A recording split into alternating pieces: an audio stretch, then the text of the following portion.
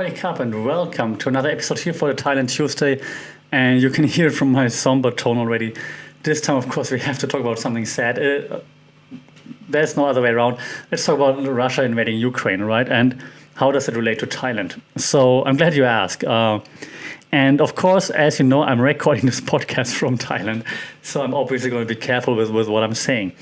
The thing is that here in Thailand, just to give you a quick overview, lots of conservative politicians seem to support Putin. They describe him as like a strong leader, for example. His leadership is like impressive, and so lots of pro-Russia sentiment. Then one of the big news outlets here, The Nation, invited the Russian ambassador for interview and was highlighting his thoughts, or gave him a stage so that he can say, basically just share Russian propaganda, saying things like it's an internal matter, invading another country is an internal. But I'm not here to cast doubts or make fun of that. But so the platform is here for the Russian point of view to be distributed, while I have yet to see the same level of exposure for the Ukrainian point of view, for example. That now doesn't mean that there are no pro-Ukrainian demonstrations, for example, people supporting the Ukraine, of course. But again, politicians, like mostly conservative politicians, are rather pro-Putin. And then also, officially, there's no real official statement. The official statement that was made by Thailand, and I'm paraphrasing right now, was kind of like, well, we are like a small little country in Southeast Asia, so we take the stance of more like a neutral stance. We are, they call it like a friend to all nations. So we don't want to take any sides. Translated, we don't want to lose the Russian money because, of course, A, lots of Russian tourists here, and again, not being racist or anything, this is just the case. And B, Russia is an important export partner, of course. And I have the numbers here. So the main products that Thailand exported, according to the Thai Inquirer, I believe, were cars, $173 million, vehicle parts, $83.9 million, and rubber tires, $73 million worth in 2020. So Russia is an important export partner.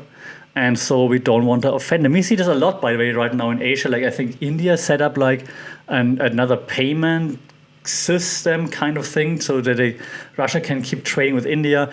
Pakistan just, I think, signed a contract to buy like gas and wheat from Russia, like a lot. So Asian nations are more looking at themselves. And I'm not sure if you should blame them for it or not. Well, I have an opinion, but I want to leave this up to you, of course, to discuss. But it's just very interesting to see like how, again, lots of Thai outlets, like big outlets like The Nation, also, I think the Bangkok Post, and don't quote me on this, but I think I saw an article that was also rather pro-Russia in the Bangkok Post, how they try to portray the whole situation as like a Russian matter, a Russian internal matter, and that Russia just acts on like because of the threats that they perceived or something like that. And so it's a bit weird to be here when you see one country invading another country, and then the media outlets are trying to make it look like it's a Russian thing and they should be able to do whatever they want to do just because you're so reliant and dependable on Russia. Which again, and I have like all the stats here in front of me, but I don't want to read everything right now. I have like all the screenshots and everything, but so basically Thailand relies on Russia, and we don't want to F up our relationship with Russia because we need the exports and the tourism, of course. So I'm curious, of course, now to hear from you guys. So what do you think? How should a small country like Thailand that, of course, relies on, for example, Russian business right now, how should Thailand react? Should Thailand condemn Russia? Should Thailand also increase sanctions, stop export, import, make it difficult for Russians to come here right now, stop issuing visas? Should they do something like that? Or do you say, no, that's not Thailand's place to do? And probably most Russian people, like, why would you punish the Russian people if it's Putin that is running the war? Clearly, probably not the Russian people themselves. They say like, yeah, let's go invade Ukraine, right?